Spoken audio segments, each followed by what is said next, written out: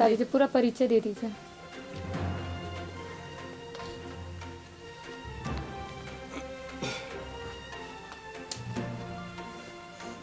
और कुछ बोलना है क्या?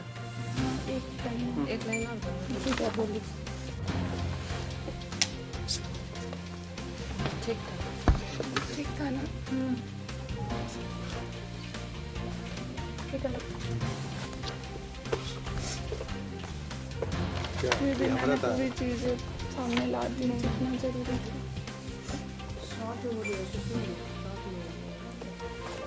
मैं जिंदगी के आखिरी वक्त में मैं आप लोगों से एक मंच चाहती हूँ। मैं चाहती हूँ कि मेरी आवाज़ माननीय प्रधानमंत्री महोदय, माननीय सुप्रीम कोर्ट ऑफ इंडिया, माननीय चीफ जस्टिस महोदय तक मेरी आवाज़ पहुँचे। और मैं जीना चाहती हूँ इंसाफ के लिए, अपने बच्चों के लिए, क्योंकि मैंने बहुत लंबा स्ट्रगल किया है और मुझे खुद से नहीं पता कि मुझे खुद से ही डर लगने लगा है कि मैं अपनी ही ज़िंदगी को अपने ही डर से कैसे बचाऊंगी। और मेरी आवाज़, मैं आपके प्रेस कॉन्फ्रेंस के माध्यम से मैं सर्वोच्च न्यायालय का आभार व्यक्त करना चाहती हूँ। इस सर्वोच्च न्यायालय ने मेरे भरोसे को, मेरे विश्वास को, आखिर मुझे कुछ हो गया तो उसका जिम्मेवार कौन होगा?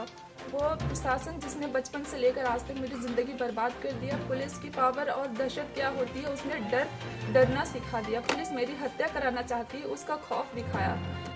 या वो समाज या वो परिवार, या कहते हुए मुझे जरा सा भी भय नहीं कि दिल्ली पुलिस, दिल्ली राज्य महिला आयोग ने दिसंबर साल 2019 में मेरी हत्या करने की कोशिश की, जिसकी वजह से आज भी मैं दहशत में हूँ और मैं इस दुनिया में जिंदा ना रहूँ। इससे पहले मैं प्रेस कॉन्फ्रेंस के माध्यम से माननीय सर्वोच्च न्यायालय का आभार व्यक्त करना चाहती हूँ। माननीय सर्वोच्च न्यायालय ने मेरे टूटते मनोबल को भरोसा दिया, सहारा दिया। सर्वोच्च न्यायालय एक ऐसा न्याय का मंदिर है जहाँ निष्पक्ष रूप से इंसाफ होता है।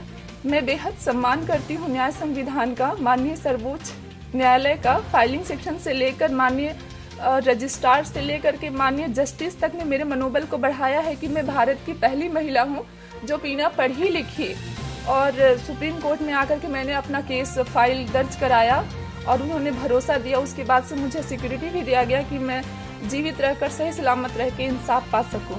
है कि क्या मैं अगली तारीख तक सुप्रीम कोर्ट हेयरिंग के लिए पहुँच पाऊँगी भी या नहीं, मुझे इस बात का डर है। मैं इतने डिप्रेशन में हूँ कि मेरे दिमाग में चलते रहता है कि मैं सुसाइड कर लूं। मैम ये डर क्यों? डर इसलिए है कि लोग मेरे पीछे पड़े हुए हैं। कौन लोग? डर है ही कि मेरे बच्चों को देखने वाला मेरे सिवा कोई नहीं है और अगर मुझे कुछ हो गया तो इनका क्या होगा। कहते हैं ना कि न्याय में देरी कितने अन्याय को बढ़ावा देती है। क्या न्याय सिर्फ उन महिलाओं के लिए, उन बेटियों के लिए है जो मार दी जाती हैं और जो रेप विक्टिम जीवित रह के जो हर पल मरती है, उनका क्या? उनके लिए आवाज कौन उठाएगा? उनको जस्टिस कब मिलेगा? कब तक, एक बात कहना चाहती हूँ, कब तक मैं अपने दिल में ये छुपा के रखूंगी कि समाज ने भी मुझे बहिष्कार कर दिया है, परिवार ने भी, मुझे ही नहीं मेरे बच्चों को भी। यहाँ तक कि ये सभी जानते हैं कि आईजी नटराजन को बरी कर दिया गया निचली अदालत से, लेकिन ये किसी को नहीं पता होगा कि कोर्ट ने उस जजमेंट में लिख के मुझे बहिष्कार किया है कि मैं फेक लेडी हूँ। सुषमा बड़ाई की सेल लेडी, मैं सेल लेडी हूँ, मैं फेक लेडी हूँ। ये भारत का संविधान में पहला जजमेंट होगा कि एक विक्टिम के चरित्र को जजमेंट किया गया है। फिर भी मैं उम्मीद में हूँ कि मुझे आज न कल जस्टिस मिलेगा और मैं माननीय सर्वोच्च न्यायालय का बहुत आभार व्यक्त करना चाहती हूँ कि उन्होंने मेरा केस एडमिट किया, मुझे वहाँ अपना पक्ष रखने का मौका दिया। लेकिन डर इस बात का है कि मैं दोबारा दिल्ली जा पाऊंगी या मैं वहाँ पे हेयरिंग कर पाऊंगी या मैं डिप्रेशन में खुद सुसाइड कर लूंगी या फिर मैं मार दी जाऊंगी। मैं बहुत डिप्रेशन में जी रही हूँ और मैं ये चीज़ें लास्ट टाइम समझाना चाहती हूँ और आप लोगों से भी मेरी प्रार्थना है कि आप लोग मुझे लास्ट टाइम मुझे एक मंच दें। जैसे कि मैं बताना चाहती हूँ, सर्वोच्च न्यायालय दिल्ली शहर, साल 2019 महीना नवंबर, कोविड-19 और धर्म, इन तीनों और मेरे जीवन का इतिहास, इन तीनों का एक संबंध है। जैसे कि दुनिया चलती है एक विश्वास का मंदिर से, और एक न्याय का मंदिर से। ये आप लोगों को भी पता होगा। और मैं साल 2019 में अपने बच्चे को छोड़कर दिल्ली शहर गई थी न्याय के लिए, जहाँ पे ये विश्वास दिला करके कि मैं आपके बच्चों को नाम दूंगा, आपके बच्चों को मैं मतलब पालने में मैं मदद करूंगा।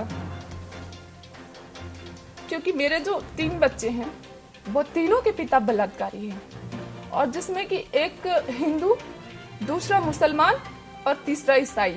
लेकिन एक माँ की ममता के लिए ये ना तो नाजायज है और ना ही इंसानियत के आगे इनका कोई धर्म है। क्या इन बच्चों को समाज में पढ़ने का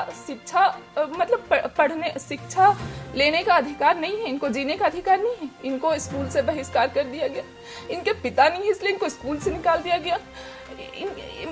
और एक माँ की ममता है जो इन तीनों को बांध के रखी।